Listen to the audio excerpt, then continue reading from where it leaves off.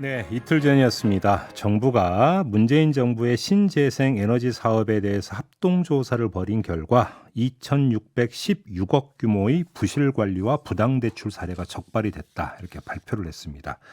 그러자 국민의힘이 이걸 비리 복마전으로 규정을 하면서 더불어민주당과 문재인 전 대통령의 사과를 요구를 했는데요. 국민의힘의 성일종 정책위 의장 연결해서 이에 대한 입장 좀 자세히 알아보고요.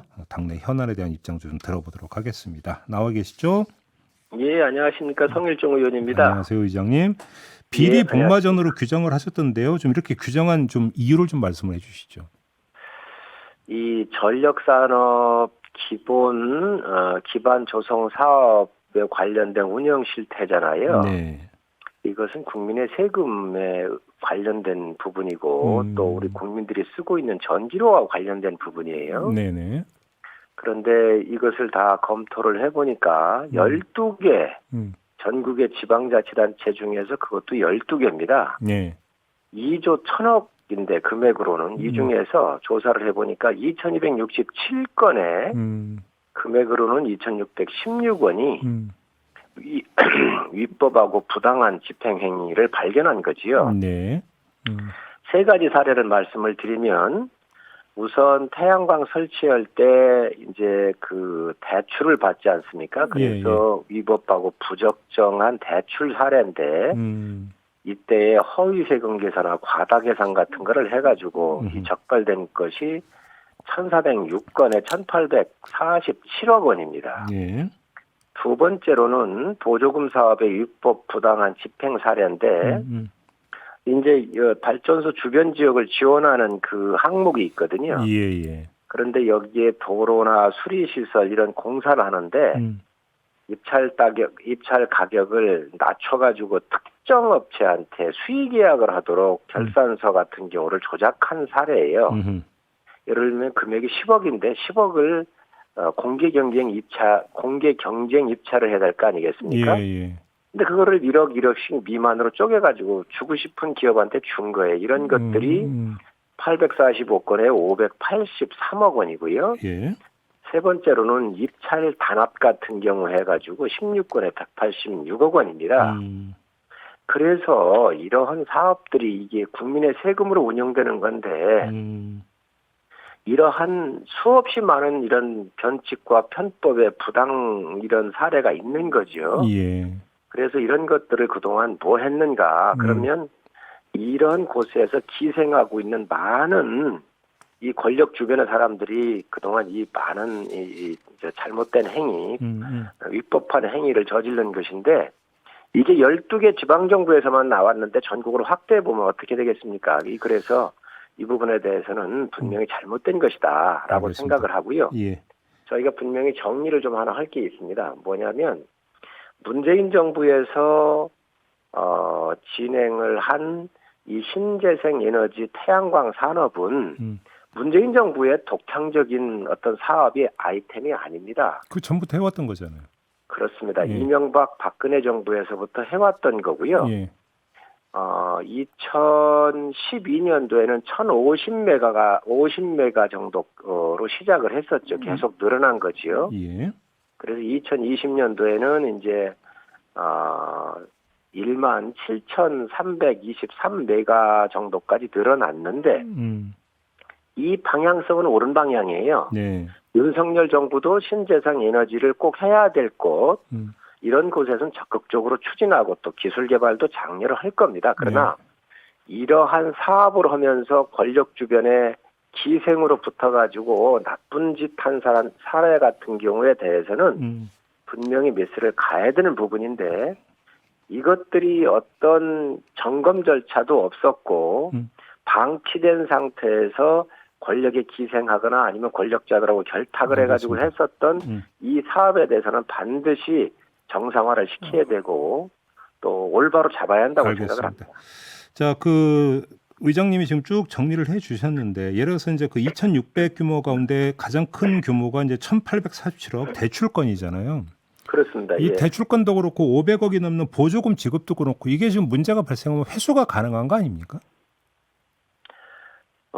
그 부분은 좀 더 세밀한 부분을 그 관계 당국에서 해가지고 적법하고 적법하다고 하면 문제가 없겠지만 불법하거나 문제가 있었을 때는 그런 부분들이 저는 추가적으로 조치가 있어야 된다고 생각을 합니다. 그러니까 예를 들어서 그 보조금 관련 법을 그러니까 보더라도 그러니까 불법적인 부분이 있으면 회수가 가능한 걸로 지금 되어 있는 걸로 제가 알고 있고요.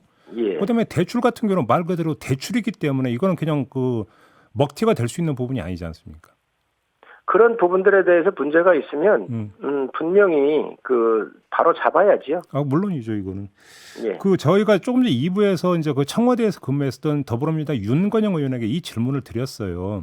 그랬더니 윤건영 의원의 이제 답변은 비유적으로 예를 들어서 그 실업급여 지급 사업을 하는데 일부 부정수급이 있었다고 실업급여의 어떤 그 당위성을 부정할 수는 없는 거 아니냐 이런 말씀을 주시는데 이런 그 주장은 어떻게 받아들이십니까? 아니, 신재생 에너지 사업을 하는 국가의 방향성에 대해서 우리가 부정한 적이 있나요? 문재인 정부에서 이 신재생에 대한 기본 방향은 이명박 박근혜 정부로 내려오면서 왔었던 것을 요 기간에 확대한 것이지요. 네.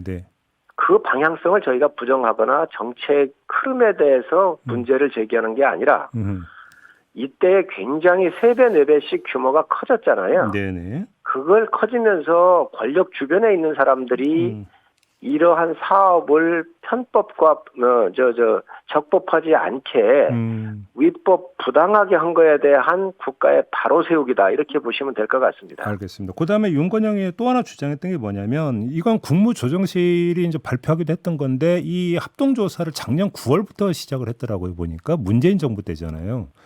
이러다 보니까 이게 이제 사실 매년 점검을 하기 위해서 조사를 해왔던 거다. 다시 말해서 신재생 에너지 사업을 진행을 하면서도 이게 집행 과정에서 문제가 있을 수 있기 때문에 계속 점검을 해왔던 것이다. 이렇게 이제 그 밝혔거든요. 이 점은 어떻게 받아들이십니까? 점검을 하려고 했으면 제대로 했어야죠. 자기 식구들이기 때문에 이것을 제대로 점검 안 한 거 아니겠습니까? 아, 자기 식구들이라고 보시는 거예요? 저는 그렇게 보고 있습니다. 권력 주변에 기생했던 사람들이 주로 많이 한 건 맞잖아요. 이 중에는 정상적인 방법으로 사업을 하신 분들이 있습니다. 그분들은 전혀 문제가 없습니다. 예, 그렇죠. 그러나 전문성도 없고 이 힘을 가지고 권력 주변에 있는 사람들이 이런 일을 한 경우가 많이 있는 것으로 저도 추측이 되는데 이런 부분들은 바로 잡아야 되고 그러면 그거는 수사가 좀 필요한 사안이라고 보시는 거예요, 의장님? 아, 물론 당연히 고발을 하겠지요. 그러면 수사를 해야 한다고 보여지고요. 예. 분명히 말씀을 드리지만 이 신재생 에너지는 국가가 가야 될 미래의 에너지 정책의 한 방향입니다. 이 부분을 부정하는 거 아니고요.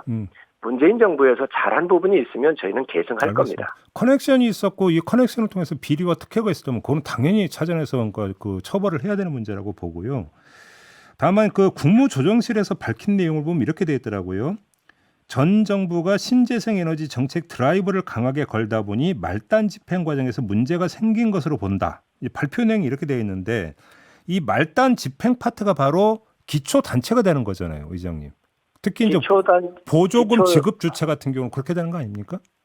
물론 그렇습니다. 지방정부에서 마지막에는 인허가를 내지요. 그러니까 아까도 이제 잠깐 언급해 주셨지만 12개 기초단체를 표본으로 뽑아서 지금 조사를 한 거잖아요. 그렇습니다. 그러면 문재인 정부의 총괄적인 관리 감독도 분명히 지적을 해야 되겠지만 집행단이었던 기초단체 장들의 문제도 여기서는 한번 좀 밝혀져야 되는 거 아닌가요?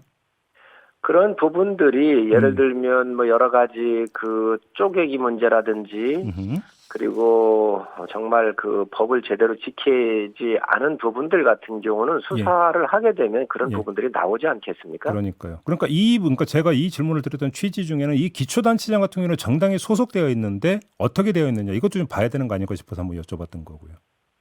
당연히 뭐 그런 부분들을 참고는 하겠지만 그 기초자치단체장들이 정당에 상관없이 정상적으로 이루어진 거는 문제가 없을 겁니다. 아, 물론이죠, 그거는. 그렇습니다. 예. 불법을 저지르거나 문제 그럼요. 있는 부분들에 대해서는 당연히 책임을 져야 되겠죠. 그렇죠. 알겠습니다. 그 큰 틀만 좀 공유를 하도록 하겠고요. 좀 다른 사안 좀 여쭤볼게요, 의장님. 네. 더불어민주당이 지금 감사원이 최근에 특히 윤석열 정부 들어서 표적 감사를 하고 있다면서 감사원 정치 개입 방지법을 발의를 했거든요. 어떻게 평가를 하세요? 문제가 없으면 표적 감사해도 벗어날 수 있는 거 아닌가요? 지금 아마 전현희 위원장 때문에 그런 법안을 내는 것 같은데요.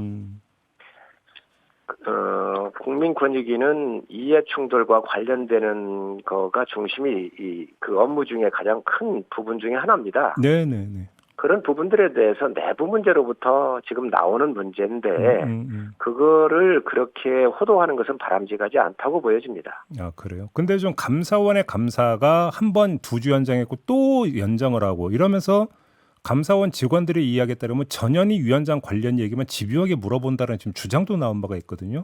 그럼 이건 표적 감사라고는 보지 않으시는 겁니까, 의장님? 아니 그 문제가 있으면 국정감사 기관이나 국회에서 따져보면 될 일이지요. 분명한 것은 감사원이 감사를 할 때에 예. 어떤 분명한 의혹에 대한 문제에 대해서 해소가 안 됐기 때문에 연장을 했겠지요. 그러니까 그런 부분이 예를 들어서 표적 감사를 했고 아무 문제가 없는데 감사를 연장했다고 한다면 국회에서 따져보시면 될 일입니다. 결국 이제 감사 결과가 모든 걸 말하게 되어 있겠죠. 그렇겠죠? 그렇습니다. 예. 알겠습니다. 이것 좀 한번 특별히 여쭤보고 싶은데 지금 그 소속 상임위가 국방이잖아요, 의장님. 예. 그 이종섭 국방부 장관이 어제 BTS의 성과는 분명 대단하지만 그 보상으로 병역 특례를 부여하는 것은 별개의 사안이다. 이렇게 언급을 했던데 의장님 생각은 어떠세요? 지금 현재 국내 이 42개의 그 병역에 대한 혜택을 주는 제도가 있는데요. 네.